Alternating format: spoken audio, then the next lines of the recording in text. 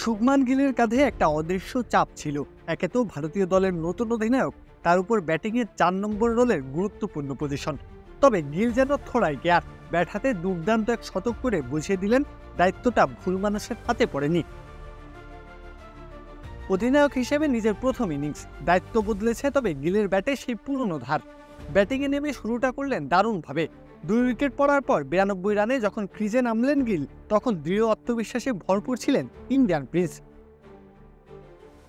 পরপর 2 উইকেট হারিয়ে কিছুটা ব্যাকফুটে তখন ইন্ডিয়া। সমীকরণটা তখন সাবধানে এক ইনিংস খেলতে হবে, কোনো ভুল করলে চলবে না। তবে গিলের ব্যাট কথা বলল অন্য সুরে।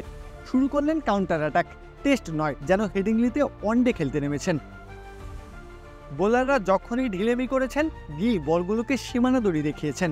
আর এটা ওইটা না, কাপড় ধোয়ার একটাই সলিউশন, চাকা all in one. Solid technique, আগ্রাসী, সেই সাথে আত্মবিশ্বাসী, একেবারে পিওর ক্লাস। মাঠের চারপাশে বাউন্ডারি হাঁকিয়েছেন। ইংল্যান্ডের অভিজ্ঞ পেসার ক্রিস ওকসকে তো 1 ওভারে 3টি 4 মেরে বুঝিয়ে দিয়েছেন কেন তিনি ভারতীয় ব্যাটিংয়ের ভবিষ্যৎ কাণ্ডারি। ইনিংসের 43তম ওভারে জশ টাংয়ের বলে দারুণ এক বাউন্ডারি হাঁকিয়ে নিজের হাফ সেঞ্চুরি পূর্ণ করেন শুভমান গিল। মাত্র 56 বলেই এই 50, যা তার টেস্ট ক্যারিয়ারে দ্রুততম অর্ধশতক। এর আগে 2024 সালে বিশাখাপত্তনমে 60 বলে এবং ধর্মশালায় 64 বলে হাফ সেঞ্চুরি করেছিলেন। সেবারও প্রতিপক্ষ ছিল এই ইংল্যান্ড। ইংলিশদের পেলেই যেন বদলে যায় গিলের ব্যাটের ধরন। তবে অর্ধশতক করে তার তেষ্টা মেটেনি। স্মরণীয় করে রাখতে চাইলেন অধিনায়ক হিসেবে নিজের প্রথম ইনিংসটি। তাই তো 140 বলে তুলে নিলেন মনে রাখার মতো এক সেঞ্চুরি।